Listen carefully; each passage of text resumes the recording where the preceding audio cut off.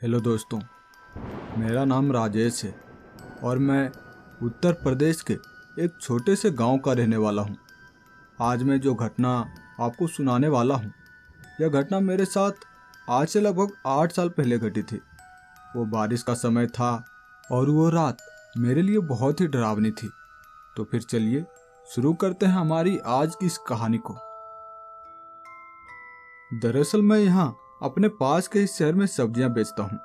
मैं उस शहर में सब्जियों की दुकान दे रखा हूँ, जहाँ पर मैं सब्जियां बेचने का काम करता हूँ। मेरी दुकान वहाँ पर अच्छा चलती है। कभी भी ज़्यादा देर रात तक उस दुकान में मैं नहीं रुकता। मैं हमेशा रात के 10 बजे तक उस दुकान को बंद करके घर वापस लौट आता हूँ, क्योंकि मेरा ये दुकान घर से लगभग 2 किलोमीटर की दूरी पर है। इसलिए ज़्यादा रात होने पर मुझे वहाँ से कोई ऑटो भी नहीं मिला करती है। घर वापस आने के लिए हालांकि मैं ज़्यादातर अपने साइकिल का इस्तेमाल करता हूँ, लेकिन जब कभी रात के 10 बज जाते मुझे उस दुकान को बंद करने में, तो मैं ऑटो से घर आ जाया करता था। मेरे घर के पास के ही एक दोस्त ऑटो चलाया करता था और उसी की ऑटो से मैं घर वापस आया करता था। और शायद इसका एक कारण यह भी हो सकता है कि यह मेरे गांव जाने वाला रास्ता गांव के बाहर से घूमकर मेरे घर तक पहुंचती है, और वो रास्ता रात के वक्त बिल्कुल सुनसान होता है। लेकिन साथ में ही उसी रास्ते के किनारे पर एक कब्रिस्तान पड़ता है, जिससे मुझे पार करके वहां अपने घर तक जाना होता है। उस कब्रिस्तान के बारे में लोग अजीब अजीब तरह की बातें किया करते हैं, इसीलिए मुझे भी डर लगता है रात में 10 बजे के बाद वहां से घर जाने में। लेकिन एक रात मुझे उस दुकान को बंद करने में काफी देर हो गई थी, क्योंकि उस रात शाम के लगभग 8 बजे से ही मूसलाधार बारिश होना शुरू हो गई थी, और वहां उस दिन बारिश होने का कोई भी आसार नजर नहीं आ रहा था। इसलिए मैं भी अपने साथ दुकान पर कोई छाता नहीं लाया था। पर पता नहीं वहां शाम में बारिश होना शुरू हो गया था और मैं बारिश रुकने का इंतजार कर रहा था। रात के लगभग 11 बजे तक मैं उस दुकान में रुका रहा था, लेकिन फिर वहां रात के 11 बजे के करीब वो बारिश होना अब जैसे थोड़ा थोड़ा कम हो गई थी।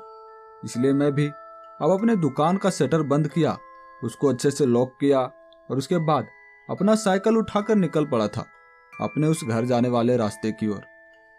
आज वहां मेरा दोस्त ऑटो चलाने नहीं आया था, क्योंकि वो अपने किसी रिश्तेदार के यहाँ गया हुआ था और उसका ऑटो आज उसके घर पर ही पड़ा था। वहां जब मैं उस रास्ते से घर आ रहा था, तो वहां रास्ते में ऑटो तो छोड़िए, दूर दूर तक कोई इंसान तक नजर नहीं आ रहा था, क्योंकि शायद बारिश आज ज्यादा हुई थी। इस वजह से ऑटो वाले पहले ही अपने घर चले गए होंगे। मैं यही सब सोचता हुआ उस रास्ते पर आगे बढ़ रहा था। हालांकि मुझे थोड़ा थोड़ा डर तो लग रहा था, पर मुझे घर तो वापस जाना ही था। मैं वहां अपने साथ वो टॉर्च को जलाए उस साइकिल के जरिए घर की ओर बढ़े जा रहा था। बारिश अभी भी पूरी तरह से रुकी नहीं थी। अभी भी बारिश की वो छोटी छोटी बूंदें जैसे फव्वारे वहां पर अभी भी मेरे शरीर पर पड़े जा रही थी। वो ठंडी ठंडी हवाएं मेरे शरीर को जैसे कुछ पल के लिए बहुत ही मनमोहक सा आभास करवा रही थी। मैं लगभग 20 मिनट तक साइकिल चलाने के बाद उस कब्रिस्तान तक पहुंचने वाला था। झिंगुरों की आवाज मुझे और भी ज्यादा डरा रही थी। मैं घबराया हुआ पहले से था, क्योंकि गांव वाले लोगों का कहना था कि यहाँ पर इस कब्रिस्तान के पास रात के वक्त जो भी गुजरता है उसे यहाँ के भूत बहुत ज्यादा परेशान करते हैं।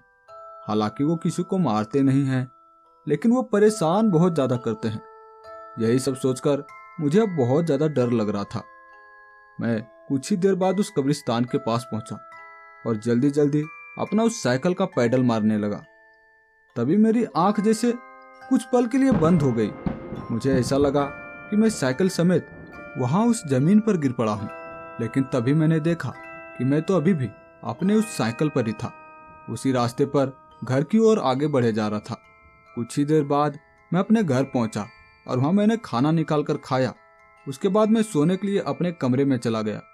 वहां सोने से पहले उस बेड पर लेटे लेटे मैं ये सोच रहा था कि लोग तो झूठ मूठ का ही उस रास्ते को बदनाम करके रखा है, उस कब्रिस्तान को बदनाम करके रखा है, क्योंकि लोगों का कहना है कि रात के वक्त जो भी इंसान वहां उस कब्रिस्तान के पास से गुजरता है, तो वहां उस कब्रिस्तान के भूत उसे बहुत ज्यादा परेशान करते हैं, उसके साथ कुछ ना कुछ तो बुरा करते हैं।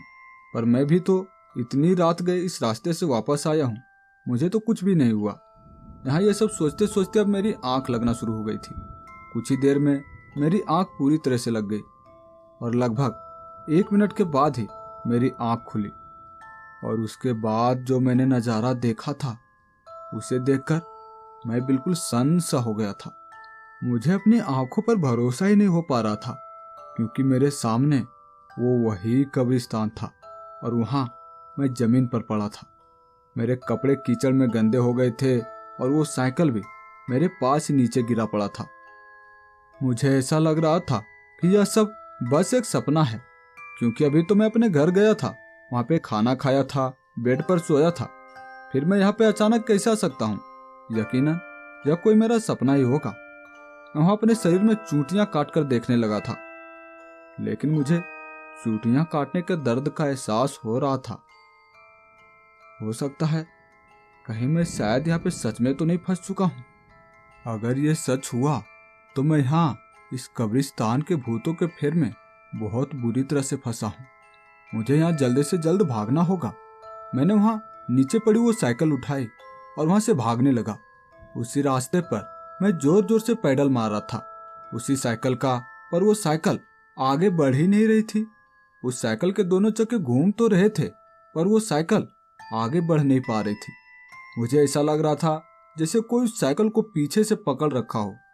यह सब देखकर मैं बहुत ज्यादा घबरा गया था। मैं वहां कहने लगा था, कौन है जो मुझे इस तरह से परेशान कर रहा है? देखो, मुझे यहाँ से जाने दो। मैंने तुम्हारा कुछ नहीं बिगाड़ा है और तुम भी मुझे से परेशान मत करो। जाने दो मुझे यहाँ से। मैं वहां डर के मारे रोते रोते बोल रहा था कि तभी मैंने देखा मेरे साइकिल के पीछे तो धुंधली सी दिखने वाली सफेद परछाई खड़ी थी, जो मेरे उस साइकिल को पकड़े हुए थी। वो मुझे शायद वहां से जाने नहीं देना चाहते थे। वो परछाई धीरे धीरे अब साफ साफ दिखाई देना शुरू हो गई थी। यह किसी बूढ़े व्यक्ति की परछाई थी जो अब आकार ले रही थी। मैं वहां देखकर डर के मारे जमीन पर गिर पड़ा था और पीछे खिसकने लगा था। तभी मैंने देखा वो 2 बूढ़े व्यक्ति थे, जिसका चेहरा तो पारदर्शी था, पर वो साफ साफ दिखाई पड़ रहा था। उसका आकार लगभग 8 से 9 फीट के करीब था, जिसे देखकर मानो मेरी सांसें थमने लगी थी। वहां वो दोनों व्यक्ति कह रहे थे कि अब तुम नहीं बचोगे। मैं उससे माफी मांगने लगा था। मैं उससे कह रहा था कि मुझे जाने दो, मुझसे गलती हो गई। मैं इतने रात गए, मैं अब इस रास्ते से कभी घर वापस नहीं जाऊंगा, मुझे जाने दो। लेकिन वो बूढ़ा व्यक्ति जैसे मेरा मजाक उड़ाते हुए हंसे जा रहा था। वो लगातार हंस रहा था। उसके बाद उन दोनों भूतों ने मिलकर मेरा एक एक टांग को पकड़ लिया था और मुझे ऐसा लग रहा था कि अब वो भूत मुझे घसीटते हुए उस कब्रिस्तान के अंदर लेकर जाएगा और मुझे मार डालेगा। लेकिन उन दोनों भूतों ने मेरे उन दोनों टांगों को पकड़कर मुझे वहां पर गोल गोल घुमाना शुरू कर दिया था। वो मुझे वहां पर गोल गोल घुमाए जा रहा था और वो उछल उछल कर नाच रहा था, जैसे उसे ऐसा करने में बहुत ही मजा आ रहा हो, उसे बहुत ही खुशी मिल रही हो। इसलिए वो बूढ़ा आदमी बहुत ही नाचे जा रहा था, उछल उछल के नाच रहा था। अब मैं भी समझ गया था कि ये कोई शरारती बूढ़े की आत्मा है, जो शायद मरने के वक्त भी अपने उन शरारतों को छोड़ नहीं पाया था और इसलिए वो मरने के बाद भी लोगों को परेशान किया करता है। मैं वहां उससे कहे जा रहा था कि अरे मुझे छोड़ दो, मुझे बहुत ज्यादा चक्कर आ रहा है, तुम्हें घुमाना ही है तो धीरे धीरे घुमाओ। लेकिन वो शैतान बूढ़े की आत्मा मानने को तैयार ही नहीं थी। वो मुझे इतना तेज तेज घुमाया कि आखिरकार मेरी आंख बंद हो गई। मेरी आंख खुली दिन के लगभग 10 बजे के करीब। मैं उसी कब्रिस्तान के अंदर था। मैं वहां उठा। मैं घबराया हुआ तो था ही, लेकिन मैं अपने शरीर को चेक करने लगा था। मैं देखना चाहता था कि कहीं उन भूतों ने मुझे चोट तो नहीं पहुंचाई, लेकिन नहीं, बस वो मेरे पीठ के पीछे के कपड़े फटे हुए थे, क्योंकि वो घटना मेरे साथ सच में घटी थी। वो कोई सपना नहीं था। उन भूतों ने सच में मुझे यहाँ पे गोल गोल घुमाया था। उसके बाद मैं डरते डरते वहां से बाहर भागा। वहां बाहर मेरी साइकिल नीचे पड़ी हुई थी, उसे उठाया और अपने घर पहुंचा। वहां मेरी माँ भी मुझे देखकर कहने लगी कि तुम्हारी ये हालत कैसे हुई। मैं भी उन्हें अपने साथ घटी सारी घटना बताया। उसके बाद मैं वहां 5 दिनों तक बीमार रहा था। मुझे शायद डर के मारे 5 दिनों तक बुखार था। उसके बाद मैं ठीक हो पाया था। पर मैं अब कभी भी उस साइकिल से दुकान नहीं जाता हूँ। मैं हमेशा ही ऑटो से जाया करता हूँ, क्योंकि ऑटो में हम कम से कम 2 लोग तो रहते हैं, जिस कारण उस कब्रिस्तान का खतरा भी थोड़ा कम हो जाता है और डर भी हमें कम लगा करता है।